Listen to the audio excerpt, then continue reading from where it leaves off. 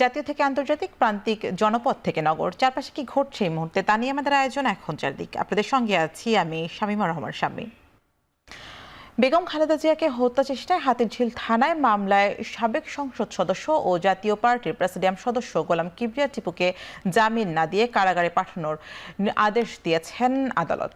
শুক্রবার বিকেলে Dhaka chief metropolitan magistrate আদালতে তাকে হাজির করা হয়। মামলার তদন্ত শেষ না হওয়া পর্যন্ত কারাগারে আটক রাখার আবেদন করেন তদন্তকারী কর্মকর্তা। পরে রাষ্ট্র ও আসামি পক্ষের আইনজীবীদের শুনানি শেষে তাকে কারাবিধি অনুযায়ী চিকিৎসার নির্দেশ দিয়ে কারাগারে পাঠানোর আদেশ দেন মেট্রোপলিটন ম্যাজিস্ট্রেট মোহাম্মদ শরীফুল রহমানের আদালত। এ সময় রাষ্ট্রপক্ষের আইনজীবী বলেন, শেখ হাসিনার সরকারকে স্বৈরাচারী ও দুর্নীতিবাজ হিসেবে প্রতিষ্ঠাতা করতে জাতীয় পার্টি সবচেয়ে বেশি সহযোগিতা করেছে। ছাত্র জনতার আন্দোলনে আওয়ামী লীগ সরকারে তার মদত দিয়েছে। তবে গোলাম সরওয়ার টিপুর আইনজীবীরা তাকে নির্দোষ দাবি করে জামিন চাইলে আদালত তা নামঞ্জুর করেন। তদন্তকারী কর্মকর্তা তাকে আজকে গ্রেপ্তার করে আদালতে উপস্থাপিত করা হয়। পরবর্তীতে তাকে রিমান্ডে চাওয়া হবে। রিমান্ড তদন্তকারী কর্মকর্তা প্রয়োজন তাকে পরবর্তীতে রিমান্ডে আনার প্রার্থনা করতে পারে। প্রাইম অফিসে আসামি কেন? এই মামলার প্রাইম অফিসে কোনো কেসই নেই। বিজ্ঞ আদালত যে আদেশ দিয়েছেন, আমরা আদালতের এই আদেশের বিরুদ্ধে আমরা উচ্চ আদালতে যাব এবং জামিন প্রার্থনা করব। রাজধানীর মিরপুর 11 সংলগ্ন মিল্লাত বিহারী ক্যাম্প থেকে 26 জন মাদক ব্যবসায়ীকে গ্রেপ্তার করেছে যৌথ বাহিনী। সকালে গোপন সংবাদের ভিত্তিতে সেনাবাহিনীর র্যাব এবং পুলিশ সদস্যরা যৌথ অভিযান পরিচালনা করে। এ সময় অভিযুক্তদের কাছ থেকে গাঁজা, হেরোইন, 7টি ছুরি, 5টি চাপাতি এবং মাদক বিক্রির নগদ 31,000 টাকা উদ্ধার করা হয়। যৌথ বাহিনী জানায়, পল্লবী থানায় এই আসামিদের বিরুদ্ধে একাধিক মাদক মামলা রয়েছে। প্রয়োজনীয় জিজ্ঞাসাবাদের জন্য পল্লবী থানা পুলিশের কাছে তাদেরকে হস্তান্তর করা হয়েছে।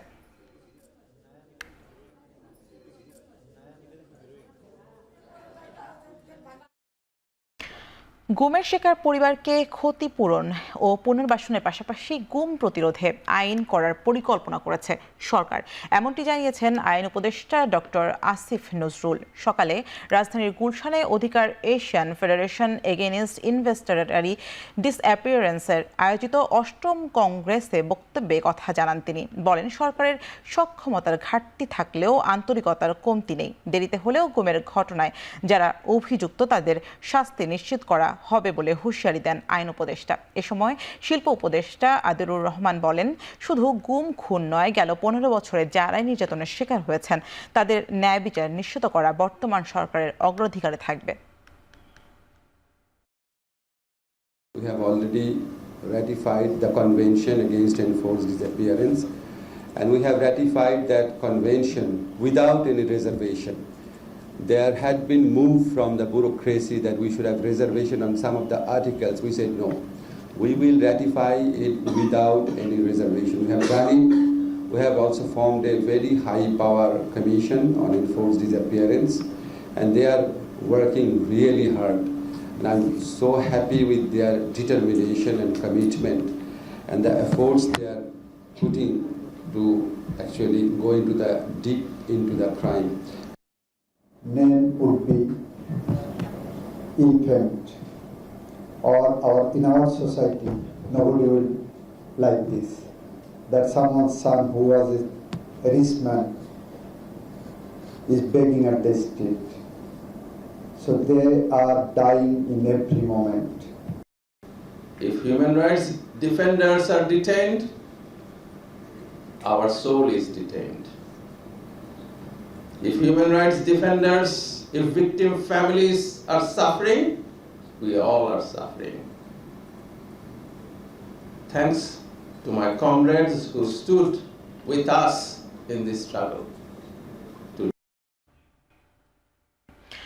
প্রশাসনের আশ্বাসে প্রায় 19 ঘন্টা পর অনশন ভেঙেছেন রাজশাহী বিশ্ববিদ্যালয়ের আন্দোলনরত শিক্ষার্থীরা। আসন্ন ভর্তি পরীক্ষায় পোষ্য কোটা বাতিল নিয়ে শিক্ষার্থীদের সাথে আলোচনা এবং তাদের অংশগ্রহণের রিভিউ কমিটি গঠনের সিদ্ধান্তের পরই অনশন ভাঙেন শিক্ষার্থীরা। এর আগে পোষ্য কোটা বাতিলের দাবিতে আন্দোলনরত শিক্ষার্থীদের সাথে সাক্ষাৎ করতে শুক্রবার দুপুরে বিশ্ববিদ্যালয়ের জোহা চত্বরে অনশন স্থলে আসেন উপাচার্য অধ্যাপক ডক্টর সালেহ হাসান নকিব। এ সময় তিনি আন্দোলনরত শিক্ষার্থীদের সকল দাবির বিষয় নিয়ে আলোচনায় বসার আশ্বাস দেন। একই সাথে তাদের প্রতিনিধি সহ এ নিয়ে দ্রুত একটি রিভিউ কমিটি গঠনের কথাও জানান তিনি। এ সময় বৃহস্পতিবার একাডেমিক কাউন্সিলে বিশ্ববিদ্যালয়ে 3% পোষ্য কোটা রাখার সিদ্ধান্তটি আপাতত স্থগিত করা হয়। এরপরই আন্দোলনরত শিক্ষার্থীরা অনশন ভাঙতে সম্মত হন। এ সময় আন্দোলনে অসুস্থ শিক্ষার্থীদের চিকিৎসার ব্যবস্থা করেন উপাচার্য ও প্রক্টোরিয়াল বডির সদস্যরা। তাদের আন্দোলনকে আমি সর্বত্র গুরুত্ব দিয়ে আমলে নিয়েছি বলেই এবং আমার নিজের যে চিন্তাভাবনা আছে সেইটার সাথে সেটার যে সমন্বয় হয় সেইটা বিবেচনা করেই কিন্তু এটা ফার্দার রিভিউ এবং এটা ফার্দার রিডাকশনের ব্যাপারে আমরা একটা সুস্পষ্ট অবস্থান নিতে যাচ্ছি আর কি। তো এই কাজে আমি তাদেরও সহযোগিতা চাই। দীর্ঘ 3.5 মাস বন্ধ থাকার পর পুনরায় চালু হলো ঢাকা সিরাজগঞ্জ রুটের একমাত্র ট্রেন সিরাজগঞ্জ এক্সপ্রেস। শুক্রবার ভোর 6টায় শহরের বাজার স্টেশন থেকে ঢাকার উদ্দেশ্যে ছেড়ে যায় ট্রেনটি। গত 4 আগস্ট বৈষম্য বিরোধী ছাত্র আন্দোলনের সময় শহরের সিরাজগঞ্জ বাজার স্টেশন ও মনসুর আলী স্টেশন আগুনে পুড়ে ক্ষতিগ্রস্ত হয়। সিরাজগঞ্জ এক্সপ্রেস ট্রেনটি বন্ধ করে দেয় রেল কর্তৃপক্ষ। এরপর থেকে আমরা সিরাজগঞ্জবাসীর ব্যানারে ট্রেনটি পুনরায় চালুর দাবিতে আন্দোলনে নামে সিরাজগঞ্জের সকল শ্রেণী পেশার মানুষ। দীর্ঘদিন আন্দোলনের পর শুক্রবার পুনরায় চালু হলো ট্রেনটি। প্রথম দিনে ট্রেনটির যাত্রী সংখ্যা ছিল চোখে পড়ার মতো। ঢাকা রুটে ট্রেনটি পুনরায় চালু হয় উচ্ছ্বসিত সিরাজগঞ্জবাসী।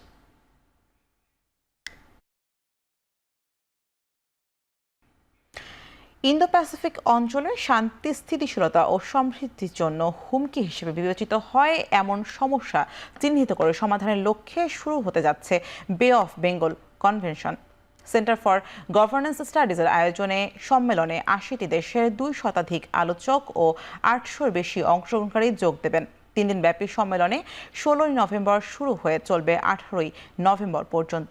সিজিএস এর নির্বাহী পরিচালক জিল্লুর রহমান সংবাদ সম্মেলনে বলেন, ভূরাজনীতি বিষয়ক সম্মেলনটি ইন্দো প্যাসিফিক অঞ্চলের দেশগুলোর মধ্যে ট্র্যাক 2 ডিপ্লোম্যাসিকে সহজ করার একটি প্ল্যাটফর্ম।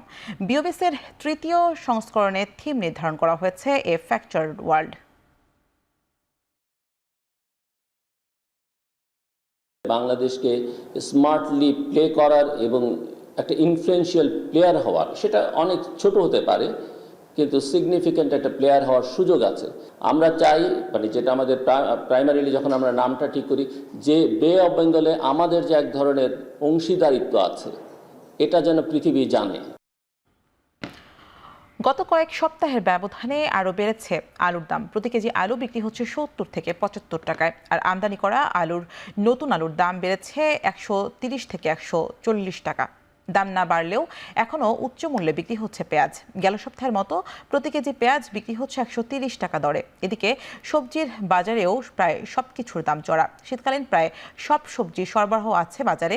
সেখানে শিম বিক্রি হচ্ছে 100 থেকে 110 টাকা কেজিতে।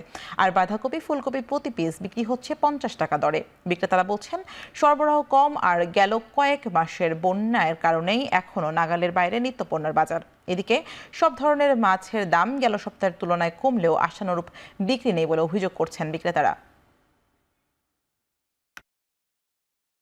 শিম আসছে 90 থেকে 100 কেজি, মূলা 50 থেকে 60 কেজি, করলা আছে 60 থেকে 70 কেজি, ভেন্ডি 40 থেকে 50 কেজি, আলু 120 থেকে 30 টাকা কেজি।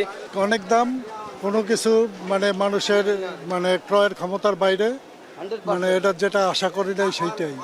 আমাদের গভর্নমেন্টের যেটা আপনার একটা উদ্যোগ নিতে হবে যে কৃষক দাম পেতে হবে। কৃষক যদি এটা 20 টাকা পায়, এখানে আসতে এটা 40 টাকা হোক, সমস্যা নাই, কিন্তু এটা 70 টাকা কেন হবে? এদিকে রাজধানীর বাইরের বাজারে মাছের সরবরাহ ভালো থাকায় কমেছে দাম, তবে দাম কমছে না ইলিশের। এদিকে শীতকালীন সবজি সরবরাহ বাড়তে শুরু করায় কমতে শুরু করেছে সবজির দাম। সাপ্তাহিক ছুটির দিনে চট্টগ্রামের বাজারে কমেছে মাছের দাম। সরবরাহ বাড়ায় চাষের মাছের পাশাপাশি কেজি প্রতি 20 থেকে 50 টাকা পর্যন্ত কমেছে অধিকাংশ সামুদ্রিক মাছের দাম। আজকের বাজারে প্রতি কেজি পাঙাশ ও তেলাপিয়া মাছ বিক্রি হয়েছে 160 থেকে 180 টাকায়, যা গত সপ্তাহে বিক্রি হয়েছিল 200 টাকার উপরে। এছাড়া রুই কাতল প্রকারভেদে বিক্রি হচ্ছে 260 থেকে 300 টাকা কেজিতে। কমেছে সামুদ্রিক মাছের দামও। চাঁদপুরের বাজারে ইলিশের সরবরাহ কম থাকায় বেড়েছে দাম। 1 কেজি ওজনের ইলিশ বিক্রি হচ্ছে 1800 থেকে 1850 টাকায়। এদিকে নোয়াখালীর বাজারে শীতকালীন সবজি সরবরাহ কমেছে দাম। সপ্তাহের ব্যবধানে অধিকাংশ সবজির দাম কেজি প্রতি 10 থেকে 20 টাকা কমেছে। ভোলার দৌলত খান থেকে অস্ত্রসহ ৩ জনকে গ্রেপ্তার করেছে কোস্টগার্ড। এ সময় তাদের কাছ থেকে 10টি হাতবোমা, 1টি আগ্নেয়াস্ত্র, 4টি দেশীয় অস্ত্র উদ্ধার করা হয়েছে।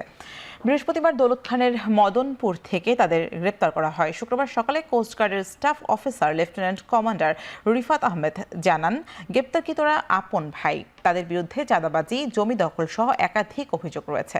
তাদের কাছ থেকে উদ্ধার হওয়া অস্ত্র ভোলার সদর মডেল থানার হস্তান্তর করা হয়েছে। দেশের আইন শৃঙ্খলা রক্ষা সহ উপকূলীয় অঞ্চলে সন্ত্রাসী কর্মকাণ্ড দমনে তৎপরতার কথা জানান তিনি।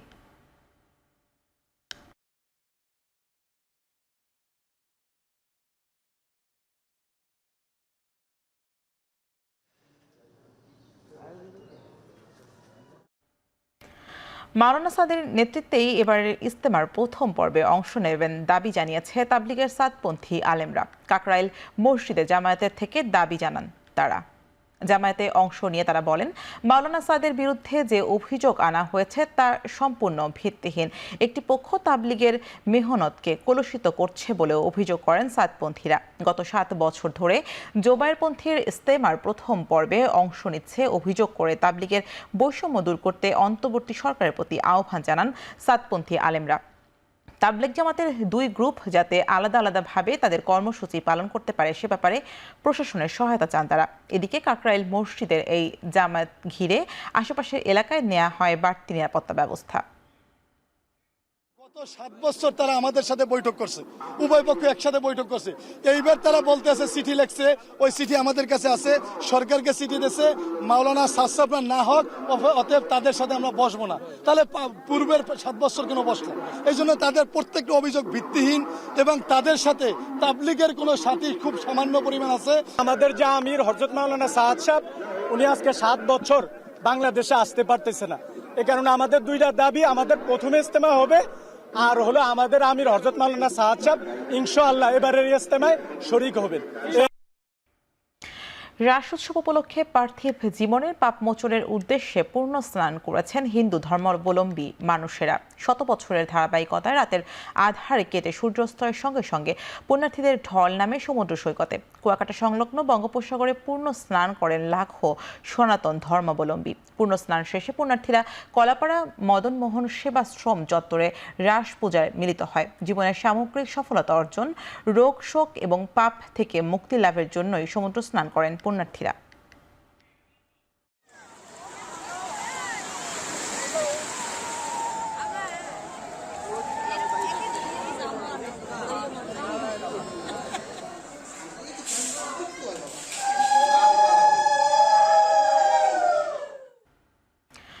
রাঙামাটিতে বাড়তে শুরু করেছে পর্যটকদের উপস্থিতি, ফলে চাঙ্গা হয়ে উঠেছে পর্যটন খাত। এতে গেল 4 মাসের ক্ষতি পুষিয়ে নেওয়ার স্বপ্ন দেখছেন এখানকার ব্যবসায়ীরা। বছরে কয়েক লাখ দেশি বিদেশি পর্যটক আসেন রাঙামাটিতে, কিন্তু গেল জুলাই থেকে 31 অক্টোবর পর্যন্ত রাজনৈতিক অস্থিতিশীলতায় পর্যটন শিল্পে ধস নামে। আবার 1 নভেম্বর থেকে ভ্রমণের নিষেধাজ্ঞা তুলে নেওয়ায় স্বস্তি ফিরতে শুরু করেছে রাঙামাটির পর্যটন খাতে। জেলার 3 পর্যটকদের ঝুলন্ত সেতু, সাজেক ও কাপ্তাই লেকে বেড়েছে পর্যটকদের ভিড়। এসব পর্যটন কেন্দ্রে আবাসিক হোটেল রিসোর্টে এর মধ্যে আগাম বুকিং হয়েছে 60 থেকে 70% রুম। রাঙামাটির পর্যটন খাত থেকে দিনে বাণিজ্য হয় প্রায় 1.5 কোটি টাকা। রাঙামাটি আসলে আসলে আমাদের মন ভালো হয়ে যায়, পারিবারিক মানসিক চাপ সব কষ্ট দূর হয়ে যায় এখানে আসলে। তারপর হচ্ছে প্রকৃতির সৌন্দর্য অপরূপ, একটা রানী বলা যায় রাঙামাটিকে। রাঙামাটির সৌন্দর্য যদি আমি প্রথমে হচ্ছে কাপ্তাই লেকের কথা বলবো, যেটা একদম মানে অসাধারণ একটা জায়গা। সিনেপ্লেক্স যুগে প্রবেশ করল দেশের সবচেয়ে বড় প্রেক্ষাগৃহ যশোরের মনিহার সিনেমা হল। শুক্রবার সিনেমার সকাল 10টায় সিনেপ্লেক্সের উদ্বোধন করেন এস ইসলাম অ্যান্ড সন্সের পরিচালক নেহাল নাদির। 66 আসন বিশিষ্ট এই প্রেক্ষাগৃহের আধুনিকায়নে বসানো হয়েছে আধুনিক প্রযুক্তির সিলভার স্ক্রিনে ডলবি সাউন্ড সিস্টেম। উদ্বোধনের পরই সকাল 10:30টায় প্রদর্শিত হয় সাকিব খান অভিনীত দরদ সিনেমা। আধুনিক প্রযুক্তির এই সিনেপ্লেক্সে সিনেমা উদ্বোধন উপভোগ করেন দর্শকরা। এর আগে যশোরে 1983 সালে 8 ডিসেম্বর জনি সিনেমা প্রদর্শনের মধ্যে দিয়ে 1430 আসন নিয়ে যাত্রা শুরু করে মনিহার সিনেমা হল।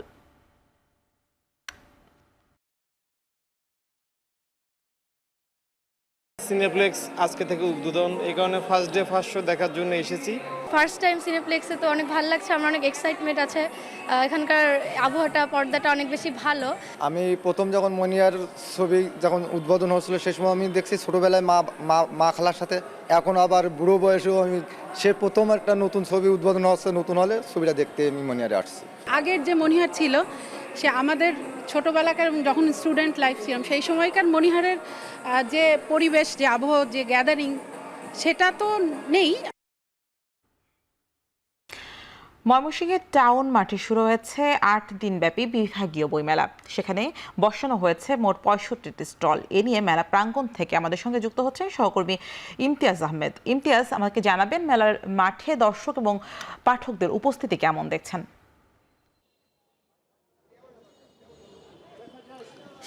স্বামী অনেকদিন পর হেমন্তের একেবারে সন্ধ্যা লগ্নে বই প্রকারদের আনাগোনা আমরা দেখতে পাচ্ছি।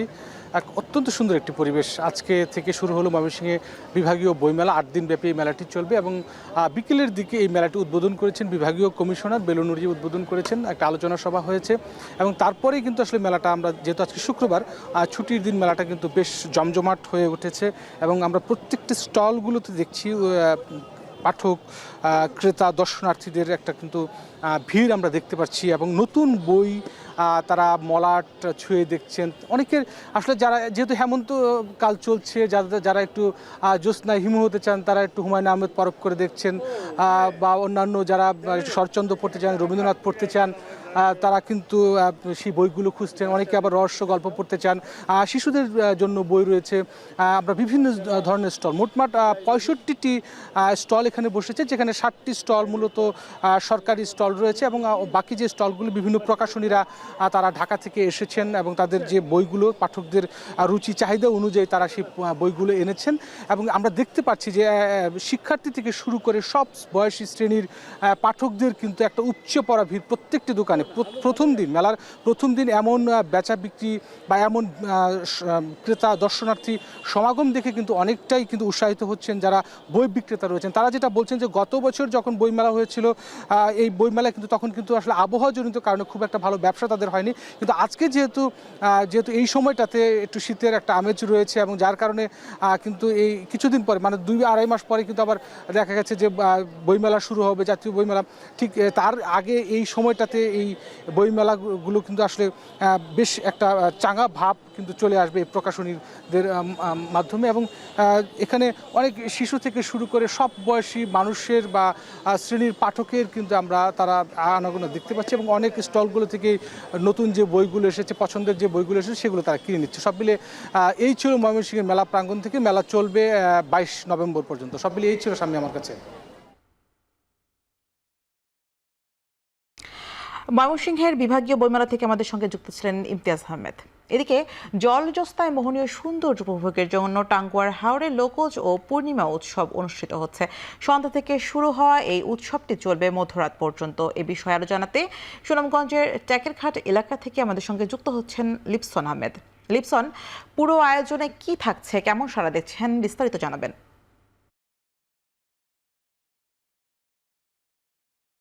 স্বামী, শুরুতেই যদি বলি, যেহেতু এটি হাওড়া জেলা, এখানে কিন্তু মূলত যে তাহিরপুর উপজেলা রয়েছে, সেখানে কিন্তু টাঙ্গার হাওর, নেদ্রি লেক, টেকেরঘাট এই সব পর্যটন স্পটে কিন্তু প্রতি বছর দূর দূরান্ত থেকে কিন্তু আসলে পর্যটকরা কিন্তু আসলে মূলত ছুটে আসেন। তবে চলতি বছর যেহেতু 3 দফা বন্যা, সেই সাথে দেশের অস্থিতিশীল পরিবেশের কারণে কিন্তু আসলে মূলত পর্যটকরা কম এসেছেন, যার ফলে এই যে শেষ মৌসুমে, অর্থাৎ যেহেতু হাওড়ে পানি শুকিয়ে যাচ্ছে, যার ফলে কিন্তু পর্যটকরা যাতে শীত মৌসুমেও আসে, সেজন্য কিন্তু হাউস বোট অনার অ্যাসোসিয়েশন কিন্তু আজকে সন্ধ্যা থেকে কিন্তু লোকজ একটি গানের অনুষ্ঠান, সেই সাথে বড় পূর্ণিমা আজকে, যার ফলে কিন্তু আমরা দেখেছি যে দুপুর থেকে কিন্তু পর্যটকরা কিন্তু এই টেকেরঘাট এলাকায় কিন্তু এসে জড়ো হচ্ছেন। বিশেষ করে যদি বলি আমরা, যেহেতু আজকে ছুটির দিন, যার ফলে কিন্তু অনেক পর্যটকরাই কিন্তু তাদের পরিবার পরিজন নিয়ে, শিশু সন্তান নিয়ে কিন্তু এই টেকেরঘাট এলাকায় আসছেন। বিশেষ করে যদি বলি, এই অনুষ্ঠানের শুরুতেই কিন্তু হাওড়ের প্রান্তিক পর্যায়ে মানুষ আসলে তাদের জীবন জীবিকা আসলে প্রদর্শনী করা হবে। তারপর কিন্তু বাউল সম্রাট শাহ আব্দুল করিম, রাধারমন দত্ত, এমনকি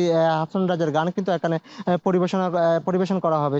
তো এখানকার পর্যটক হাউসবোটের মালিকরা যেটি বলছেন, যেহেতু তারা এই বছর পর্যটন শিল্পে বড় একটি ধস নেমেছে, যাতে তারা শীত মৌসুমে কিছু পর্যটকরা এই হাওরের সৌন্দর্য উপভোগ করতে আসেন, যার ফলে কিন্তু আসলে মূলত এই আজকের যে উৎসব, সেই উৎসবের কিন্তু আসলে মূলত আয়োজন করা হয়েছে।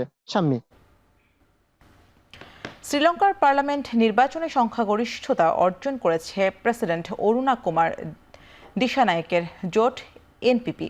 225টি আসনের মধ্যে 123টি আসনে জয় পেয়েছে জোটের সদস্যরা, অথচ এর আগের পার্লামেন্টে মাত্র 3টি আসন ছিল এনপিপি জোটের। গেল সেপ্টেম্বরে প্রেসিডেন্ট নির্বাচিত হওয়ার পর জনগণের ম্যান্ডেট পাওয়ার লক্ষ্যে পার্লামেন্ট ভেঙে দেয় দিশানায়েকে। এবারে নির্বাচনে ভোটার সংখ্যা ছিল 1,71,00,000, যার মধ্যে 62% ভোট পেয়েছে এপিপি জোট। বিরোধী দল এসজিবি ভোট পেয়েছে 18%।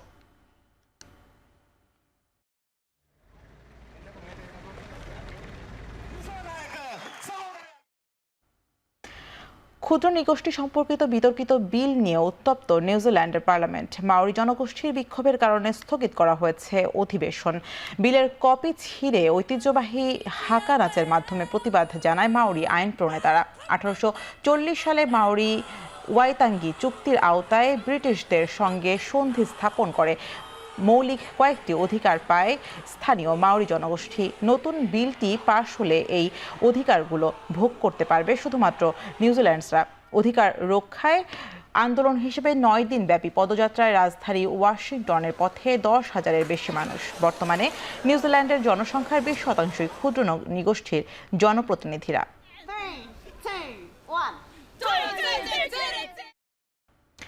প্যারিসে অনুষ্ঠিত ফুটবল খেলায় ইসরায়েলি দলের উপস্থিতির প্রতিবাদে বিক্ষোভ করেছে ফ্রান্সের ফিলিস্তিনের সমর্থকরা।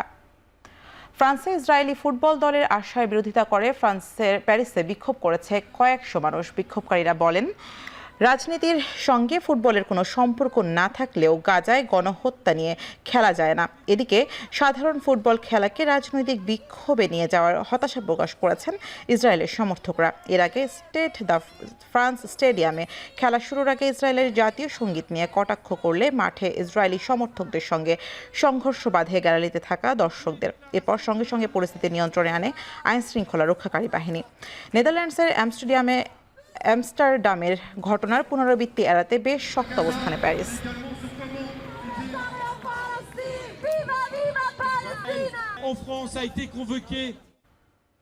31তম এশিয়া প্যাসিফিক ইকোনমিক কোঅপারেশন বা ওপেক শীর্ষ সম্মেলনে যোগ দিয়ে পেরুর রাজধানী লিমায় পৌঁছেছেন চীনের প্রেসিডেন্ট শি জিনপিং। এই সফরে পেরুর প্রেসিডেন্ট দিনা বলুয়ার্তের সঙ্গে দ্বিপাক্ষিক বৈঠকও করবেন তিনি।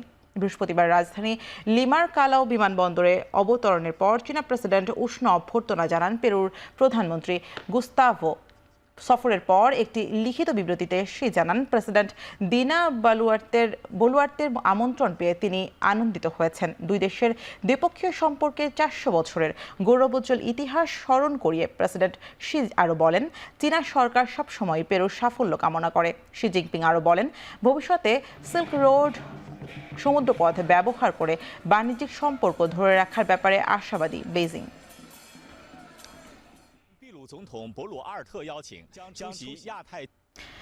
জানুয়ারিতে ক্ষমতা গ্রহণের পর রাশিয়া ইউক্রেন যুদ্ধ বন্ধ হবে ট্রাম্প প্রশাসনের প্রথম কাজগুলোর একটি। গুরুত্ব পাবে মধ্যপ্রাচ্যের স্থিতিশীলতা। যুক্তরাষ্ট্রের প্রেসিডেন্ট হিসেবে নির্বাচিত হওয়ার পর প্রথমবারের মতো ফ্লোরিডায় সমর্থকদের উদ্দেশ্যে বক্তব্যে এসব কথা বলেন ট্রাম্প। তবে এইসব সমস্যার সমাধানে করণীয় বিস্তারিত জানাননি তিনি। নির্বাচনে জিতেই মন্ত্রিসভা পুনর্গঠনে জোর দিচ্ছেন ট্রাম্প। নিজের মন্ত্রিসভায় স্বাস্থ্যমন্ত্রী হিসেবে মনোনীত করেছেন রবার্ট এফ কেনেডি জুনিয়রকে, যিনি বরাবরই বিতর্কিত নিজের ভ্যাকসিন বিরোধী অবস্থানের জন্য।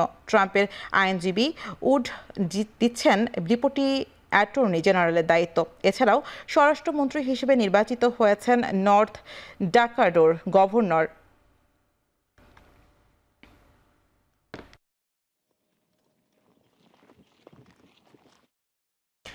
গাজা আর লেবাননে চলমান ইসরায়েলি অভিযানে পাখির মতো মরছে সাধারণ মানুষ। গেল 24 ঘন্টায় 24 ফিলিস্তিনের পাশাপাশি নিহত হয়েছেন লেবাননের 6 নাগরিক।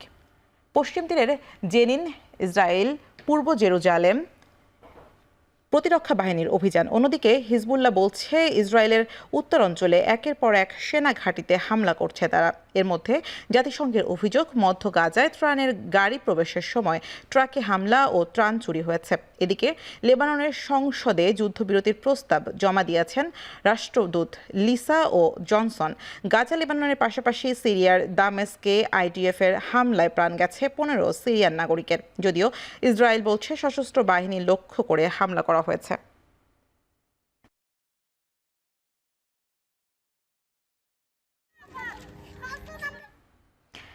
এবার বিপুল পরিমাণ আত্মঘাতী ড্রোন তৈরির জন্য সেনাবাহিনীকে নির্দেশ দিয়েছে উত্তর কোরিয়ার সর্বোচ্চ নেতা কিম জং উন। শুক্রবার বিশেষ এই ড্রোনের পরীক্ষামূলক ব্যবহারের পর কিম বলেন, আকাশপথে সামরিক আধিপত্য ধরে রাখতে এই ধরনের অস্ত্রের গুণগত মান বাড়ানোর বিষয়ে নজর দিতে হবে।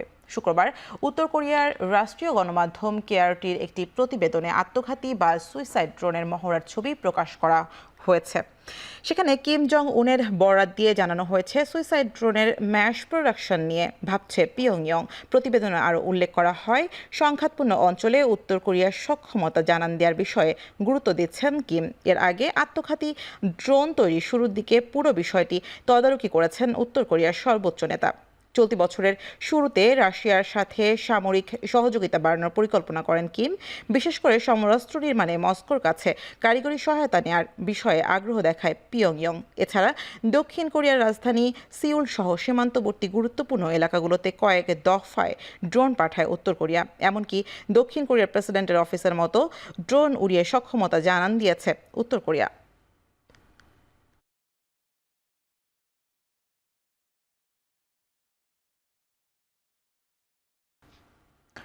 রায়েরবাজার বধ্যভূমিতে দাফন করা নিহতদের শনাক্ত করে সরকারিভাবে তালিকা প্রকাশ করার আহ্বান জানিয়েছেন বৈষম্যবিরোধী ছাত্র আন্দোলনের মুখপাত্র উমামা ফাতিমা। শুক্রবার গণঅভ্যুত্থানে নিহত স্বজনদের সাথে মোহাম্মদপুর রায়েরবাজার বধ্যভূমিতে গণকবর জিয়ারত শেষে এসব কথা বলেন তিনি। বৈষম্যবিরোধী ছাত্র আন্দোলনের সদস্য সচিব আরিফ হোসেন দাবি করেন, 127টি গণকবর শনাক্ত করা হয়েছে। তাদের ডিএনএ টেস্ট করে স্বজনদের কাছে হস্তান্তরের দাবি জানান তারা। বলেন, স্বৈরাচারের বিষয়ে রাজনৈতিক দলগুলোর নমনীয় অবস্থান হতাশাজনক। এ সময় নিখোঁজের স্বজনরা গণহত্যার দায়ে আওয়ামী লীগের বিচার দাবি করেন। নিখোঁজ স্বজনদের মরদেহ হস্তান্তরের দাবি জানান তারা।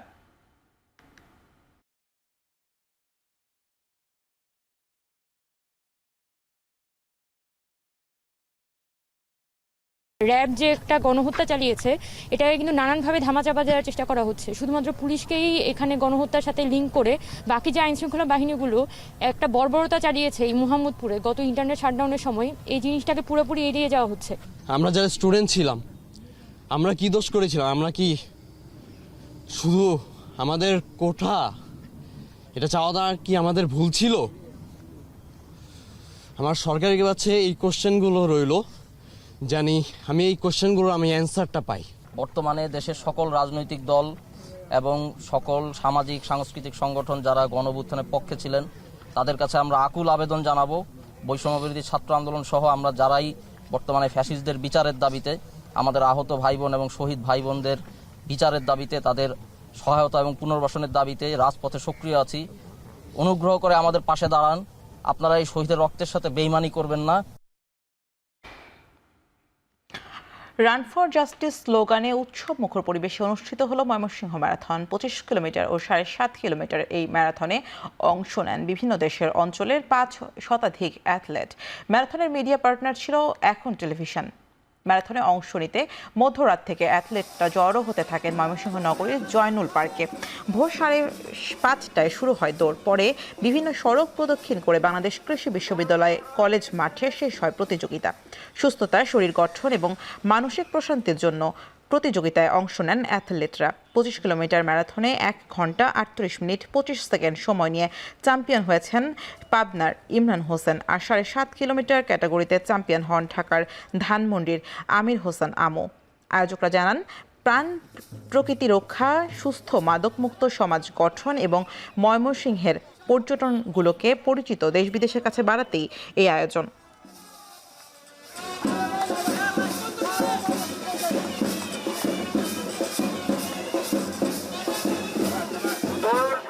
গত বছর আমি এখানে রান করেছিলাম, গত বছর ফার্স্ট রানার আপ হয়েছি। আলহামদুলিল্লাহ রাস্তা ট্র্যাক অনেক ভালো ছিল, ভলান্টিয়ার সাপোর্ট অনেক ভালো ছিল, অর্গানাইজার ভালো। মূলত দূর হচ্ছে সুস্থতার জন্য। আমি নিজে সুস্থ থাকার জন্য দৌড়াই, আমার চারপাশের মানুষকে সচেতন রাখতে দৌড়াই। এই প্রথম ম্যারাথনে অংশগ্রহণ করলাম, ভেবেছিলাম পারবো না ফিনিশিং দিতে, কিন্তু আলহামদুলিল্লাহ দিতে পেরেছি। I was really very excited যে হচ্ছে এরকম একটা ইভেন্টে জয়েন করব এবং সাকসেসফুলি কমপ্লিট করছি। মানুষ যত এক্সারসাইজে থাকবে তত ভালো থাকবে, সুস্থ থাকবে। স্পেশালি মেয়েদের এক্সারসাইজ করাটা জরুরি। এইবার আমাদের ম্যারাথনের থিম হচ্ছে রান ফর জাস্টিস। আমরা এই জাস্টিস শব্দটাকে ব্যবহার করেছি মানুষের প্রতি জাস্টিস, সকল প্রাণের প্রতি জাস্টিস, প্রকৃতির প্রতি জাস্টিস। শেষ করছি এখন চারদিক। এখন টেলিভিশন ওয়েবসাইটে দেখতে ভিজিট করুন www.ekhon.tv, ফেসবুকে দেখতে ভিজিট করুন facebook.com/tv.ekhon এবং ইউটিউবে এখন টেলিভিশন দেখতে ভিজিট করুন youtube.com/c/ekhon TV।